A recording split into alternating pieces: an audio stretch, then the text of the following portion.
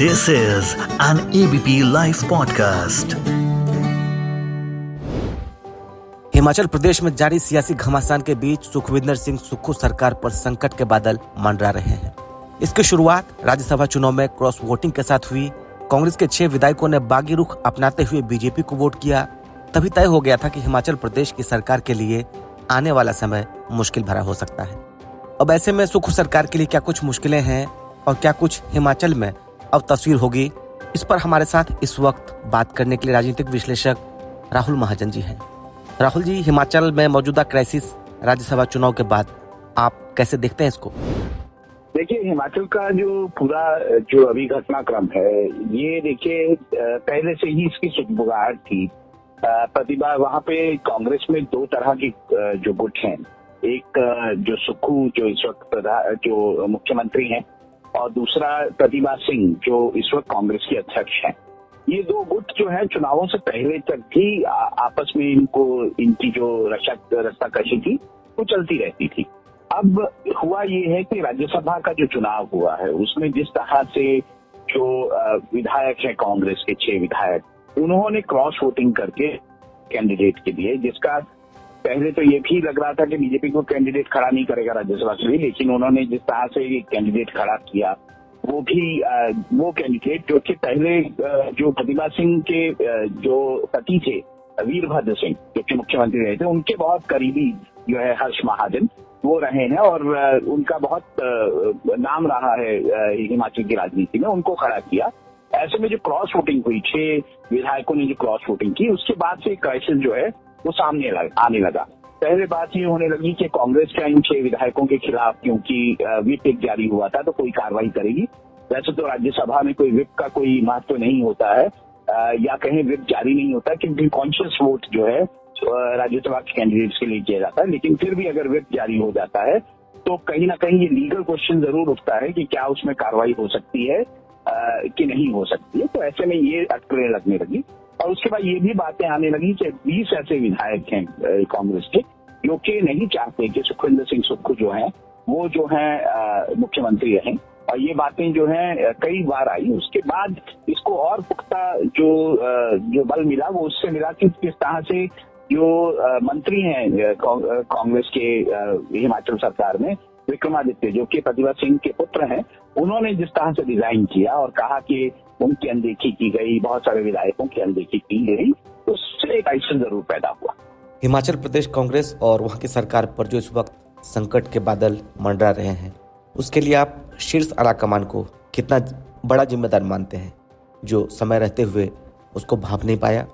देखिए, अभी कोई क्राइसिस खत्म नहीं हुआ है। दूसरी तरफ देखिए, हिमाचल प्रदेश में जो है बजट जो है जो मुख्यमंत्री हैं सुक्खू, उनको बजट पास करवाना है और बजट में भी ये बात आ रही थी कि अगर जैसा कि विपक्ष के नेता ने मांगा था जयराम ठाकुर ने कि वो डिवीजन चाहेंगे बजट पास करते हुए, डिवीजन ऑफ वोट चाहेंगे, तो एक और क्राइसिस हो सकता था कि अगर जो है वो मेजॉरिटी नहीं मिलती तो बजट पास नहीं हो पाता।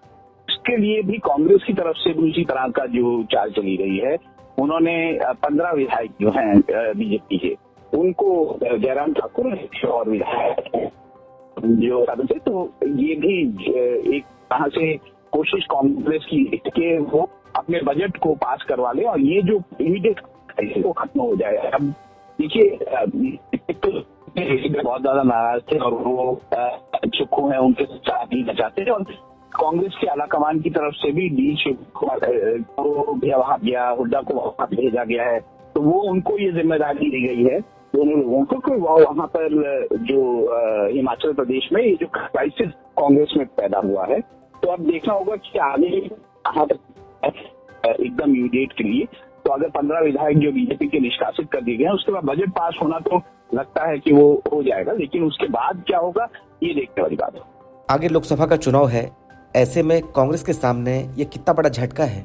ये बहुत बड़ा झटका है। वैसे भी जो हिमाचल जो है वो उसमें माना जा रहा था कि बीजेपी जो है वो सारी सीटें जो है वो जीतेगी, लेकिन कांग्रेस क्योंकि विधानसभा के चुनाव जीती हुई थी तो कहीं ना कहीं एक ये हमेशा रह जाता था कि क्या वहां पर कांग्रेस किसी तरह का लोकसभा चुनावों में डेंट कर सकती है। लेकिन अब ऐसा जिस तरह से कांग्रेस का डिवीजन रह गया है, ऐसा लगता है कि बीजेपी जो लोकसभा का चुनाव है वो आसानी से जो चारों सीटें हैं लोकसभा की उसको जीत जाएगी।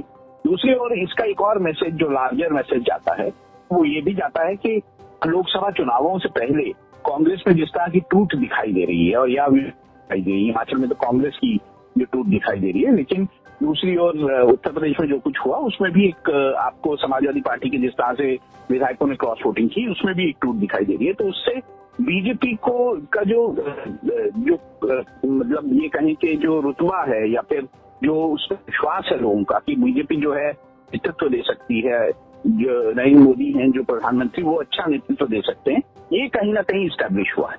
ऐसा क्यों हो रहा है कि महाराष्ट्र में अशोक चौहान जैसे बड़े नेता छोड़कर चले जाते हैं, हिमाचल में क्रॉस वोटिंग हो जाती है, ये क्या दिखाता है? देखिए, जब कोई पार्टी सत्ता से बाहर होती है काफी देर तो कुछ जो नेताओं का दूसरे तरफ जाना या दूसरी पार्टी की तरफ जाना ये तो थोड़ा बहुत स्वाभाविक ही होता है। ये पहले भी बाकी पार्टियों में भी हो चुका है। ऐसा नहीं कि बीजेपी में पहले जो है जो नेता है वो छोड़ के नहीं गए हैं, लेकिन जिस तरह से बड़े बड़े नेता और इतने सारे लोगों का कांग्रेस से पलायन जो है वो कांग्रेस पार्टी के लिए काफी मुश्किलें पैदा करता हुआ दिखाई देता है या फिर कांग्रेस की छवि को भी धूमिल करता हुआ दिखाई देता है। एक बात जो इससे और उभर के आती है कि जो नेतृत्व जो है इस वक्त कांग्रेस पार्टी का, मैं ये मानता हूं कि जो भी अभी चाहे जो अध्यक्ष है कांग्रेस पार्टी के वो अलग हैं, लेकिन मेरा ये मानना है कि कांग्रेस पार्टी में फिर भी जो भी फैसले होते हैं वो ज्यादातर गांधी परिवार से पूछ के ही होते हैं, और खासतौर से राहुल गांधी की आजकल भूमिका जो नेतृत्व है उसमें बहुत ज्यादा बढ़ी हुई है और राहुल गांधी से पूछ के ही ज्यादातर फैसले जो है वो किए जाते हैं। ऐसे में ये उनके नेतृत्व, राहुल गांधी के नेतृत्व और सोनिया गांधी के नेतृत्व पर भी कहीं ना कहीं सवाल उठाता है कि क्या वो अपनी पार्टी को सही नेतृत्व दे पा रहे हैं कि नहीं दे पा रहे हैं। अब बात आती है कि आने वाले चुनावों में कांग्रेस का हाल क्या हो सकता है। देखिए, जिस तरह के संकेत हैं, जिस तरह से बीजेपी का अग्रेसिव कैंपेन है, जिस तरह से बीजेपी एक एक सीटों को लेकर कदम खरीदती है, खासतौर से उत्तर प्रदेश की जो 80 सीटें हैं उसमें जिस तरह का माहौल दिखाई दे रहा है, और राम मंदिर के जो प्राण प्रतिष्ठा है उसके बाद जिस तरह का माहौल है, ऐसा लगता है कि जो बीजेपी ने 370 का लक्ष्य रखा है वो उसके लिए आसान दिखाई देता है। काफी मुश्किल लक्ष्य है लेकिन वो उसके लिए आसान दिखाई देता है।